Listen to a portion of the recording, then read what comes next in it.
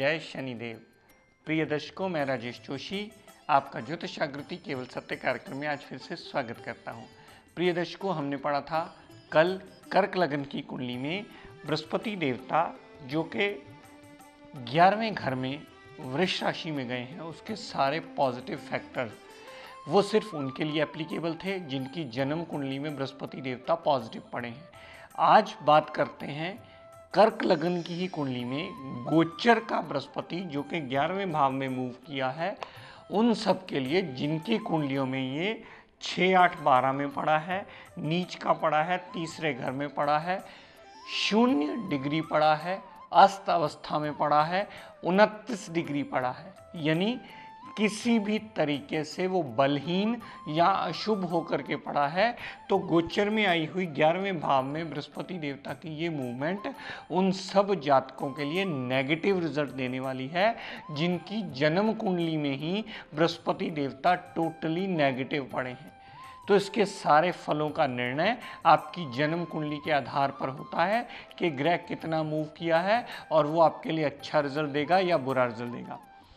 तो बृहस्पति देवता जो 11वें भाव में आए हैं, बृहस्पति देवता 11वें भाव में जिनकी जन्म कुंडली में खराब पड़े हैं, उन्हें गड़बड़ वाले यानी नेगेटिव रिजल्ट देंगे। बड़े भाई बहन से क्लेश मचेगा, धन का आगमन नहीं होगा, धन के आने में प्रॉब्लम्स होंगी और छोटी मोटी हेल्थ प्रॉब्लम भी होंगी। अगर वो कोई चीज़ लेना चाहेंगे या चीज़ यानी जैसे फुलफिलमेंट ऑफ डिज़ायर्स का भी 11वां घर माना जाता है, अगर वो कोई चीज़ लेने के इच्छुक होंगे तो उसमें भी उन्हें दिक्कत परेशानियां ही होंगी, क्योंकि जन्म कुंडली में उनका ग्रह खराब पड़ा है और गोचर ने उसी जन्म कुंडली के ग्रह के आधार पर ही चलना है। जन्म कुंडली का खराब ग्रह यहाँ आकर भी टोटली नेगेटिव रिजल्ट देगा। यहाँ से बृहस्पति देवता ने जितनी दृष्टि तीसरे भाव पर डाली तो छोटे भाई बहन से कलह कलेश का योग बनता है, फजूल की भागदौड़ का योग बनता है, छोटी मोटी यात्राएं होने का योग बनता है, मेहनत करके भी लाभ ना आने का योग बनता है, क्योंकि नेटल चार्ट में बृहस्पति आपका गड़बड़ बैठा है। यहाँ से बृहस्पति देवता ने जितनी दृष्टि पंचम भाव पर डाली तो मेंटली डिस्टर्ब होने का योग बनता है, स्टमक में प्रॉब्लम्स आने का योग बनता है, लव रोमांस में नाकामयाबी का योग बनता है।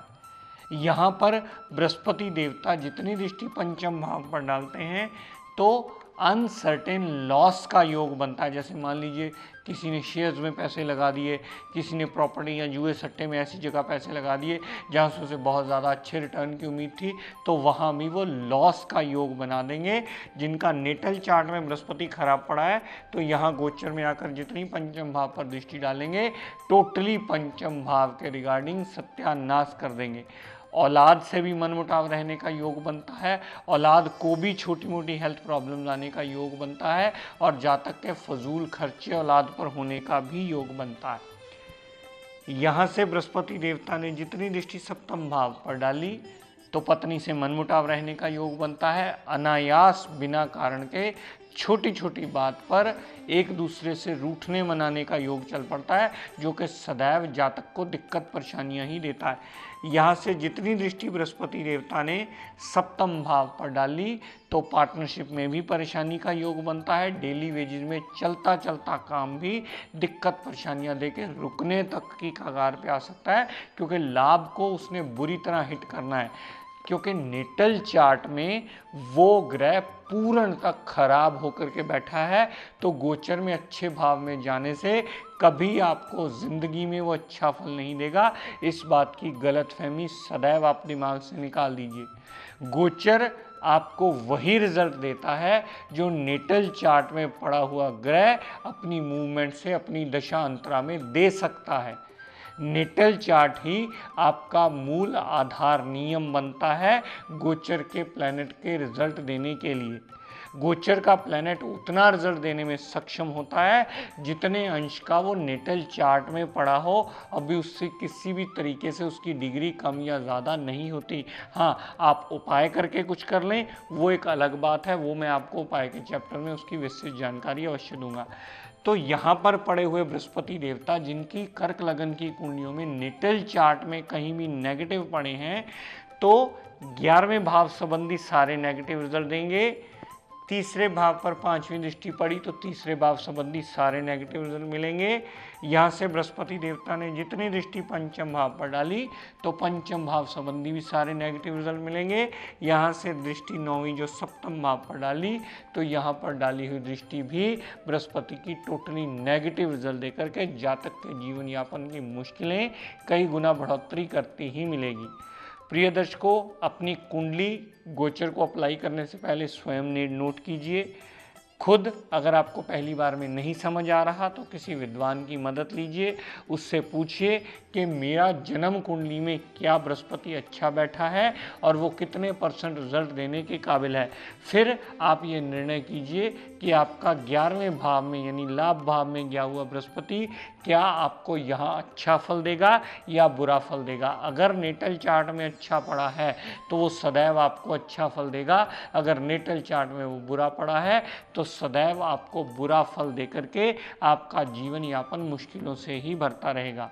तो प्रिय दर्शकों, ये बात आपको अब नोट करनी होगी, ये बात आपको स्मरण रखनी होगी बड़े ध्यान से कि ये सारा गोचर आपकी नेटल चार्ट पर डिपेंड करता है। नेटल चार्ट ही आपका गोचर निर्णय कर सकती है। नेटल चार्ट के आधार पर ही आप गोचर के फलों को डिफाइन कर सकते हैं।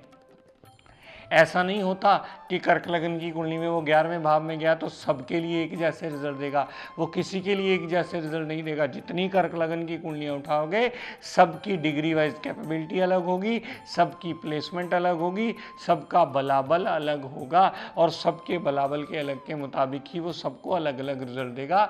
आपको सिर्फ अच्छा या बुरा निर्णय करना है। वो अच्छा या बुरा अगर आप निर्णय करना सीख जाओगे तो बहुत बड़ा नियम आप समझ लोगे कि आपने इस एस्ट्रोलॉजी का सीख लिया है, जिससे आप गोचर का विवेचन बहुत अच्छी तरह से कर पाओगे।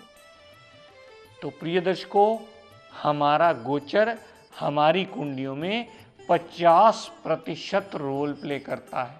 50% हमारी दशा अंतर्दशाएं अपना रोल प्ले करती हैं। इन दोनों में जब तक सही ढंग से टाइम पीरियड ना आ जाए हमें रिजल्ट नहीं मिलते। अकेला गोचर फेवरेबल होगा तो भी हमें वो रिजल्ट नहीं देगा।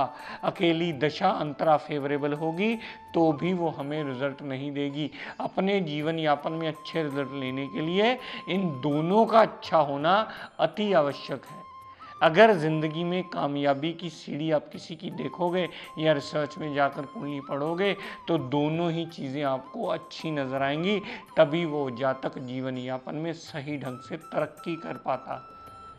दोनों का बैलेंस, जैसे रेल की 2 पटरियां होती हैं, 2 पटरियों के बिना गाड़ी नहीं चलती, वैसे ही ये 2 पटरियां हैं। एक पटरी पर हमारी कुंडली है, दूसरी पटरी पर हमारे दशा अंतर्दशा और योग हैं। 2 पटरियां ऐसे इस हिसाब से गिन लीजिए कि एक आपकी जन्म कुंडली की दशा अंतर्दशाएं हैं, दूसरी पटरी पर आपका गोचर है। दोनों पटड़ियाँ अगर सही बैलेंस लेकर के चलेंगी तभी आप ज़िंदगी में कामयाबी की सीढ़ी पर चढ़ कर के कामयाबी हासिल कर लोगे। एक भी पटड़ी आपका साथ देना छोड़ देगी तो आपको ज़िंदगी में रिजल्ट कदापि नहीं मिलने वाले, आपके रिजल्ट्स में बहुत बड़ी कमी रहने वाली है। तो ये बात अगर आप समझना सीख लेंगे बहुत अच्छा रहेगा। ये कैलकुलेशन करने में या हर चीज़ का निर्णय करने में बहुत सहायक होगी। आपने जब भी देखना है कि मेरा साल आगे आने वाला कैसा मूव करने वाला है तो बृहस्पति से उसका निर्णय करना है, क्योंकि बृहस्पति की एक राशि से दूसरी राशि की मूवमेंट पूरी की पूरी 13 महीने के करीब मानी जाती है। बृहस्पति देवता टॉरस राशि में 30 मई 2013 तक रहने वाले हैं।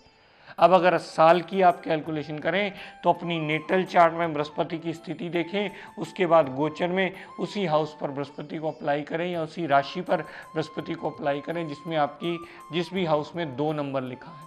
तब आपको इजीली समझ में आ जाएगा कि मेरा ये साल बृहस्पति मुझे कैसे रिजल्ट देने वाला है। आपके रिजल्ट आपकी नेटल चार्ट पर ही निर्धारित होंगे। ये बात आप जितनी अच्छी तरह समझ लेंगे, मेरा बार बार आपको कहने का तात्पर्य सिर्फ इतना होता है कि आप इजीली समझ पाएँ, क्योंकि बहुत से लोगों के जो फ़ोन कॉल्स आते हैं तो वो कहते हैं जी हमने पिछले एपिसोड्स नहीं देखे, आप इसमें भी कुछ ऐसी जानकारी दीजिए ताकि हमारे पिछले एपिसोड भी कवर हो जाए। तो इसलिए मैं आपको ये पक्का करवा देता हूँ कि नेटल चार्ट ही आपके गोचर का आधार स्वरूप है। नेटल में ग्रह अच्छा तो गोचर में सदैव अच्छा, नेटल चार्ट में ग्रह बुरा तो गोचर में सदैव बुरा, चाहे फिर वो कितने मर्जी अच्छे भाव में ही क्यों न चला जाए। इस लगन कुंडली में चंद्रमा देवता की, कर्क लगन की कुंडली में बृहस्पति अगर नेटल चार्ट में बुरे पड़े होंगे तो इस भाव के भी रिगार्डिंग, 11वें भाव के रिगार्डिंग बुरे रिजल्ट, तीसरे भाव के रिगार्डिंग बुरे रिजल्ट, पंचम भाव के रिगार्डिंग बुरे रिजल्ट और सप्तम भाव के रिगार्डिंग भी टोटली बुरे रिजल्ट दे करके जातक के जीवन यापन की मुश्किलों को कई गुना बढ़ोतरी करते ही मिलेंगे।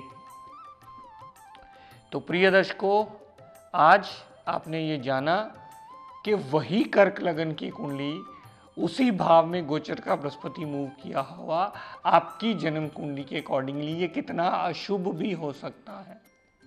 इस बात को फाइनलाइज करते हुए आज का टिप ऑफ द डे देता हूँ, नोट कर लीजिए। प्रिय दर्शकों, मैंने बहुत सारे टिप घर की बरकत के बारे में दिए हैं। घर में नज़र बहुत जल्दी लगती है, घर के बच्चे बहुत जल्दी बीमार हो जाते हैं, घर की गृहिणियों को हेल्थ प्रॉब्लम छोटी मोटी आई रहती है, कोई आपने अच्छी ड्रेस पहनी, बाहर से किसी ने आके तारीफ़ कर दी तो आप बीमार पड़ जाते हैं। ऐसी अक्सर प्रॉब्लम्स हमें बहुत ज़्यादा देखने को मिलती हैं। ऐसी बहुत सारी गृहिणियाँ, माताएं, बहनें आती हैं कंप्लेन लेकर के कि ऐसी चीज़ें हमें अक्सर जीवन में मिलती हैं, इसका कोई टिप बताइए, इसका कोई हल बताइए। तो इसका एक छोटा सा टिप जो मेरी रिसर्च में देखने में आया है, मैं आज आप सबके साथ साझा करता हूँ। प्रिय दर्शकों, पहली बात, आप घर में नित्य नियम आरती पूजन की आदत अवश्य डालिए। घर में जोत बत्ती आरती हर एक के लिए होना अति आवश्यक है। आरती पूजन करते समय एक जल का कटोरा, सादे जल का कटोरा लीजिए, उस पर कौली वगैरह औंधी मार के उसे ढक लीजिए।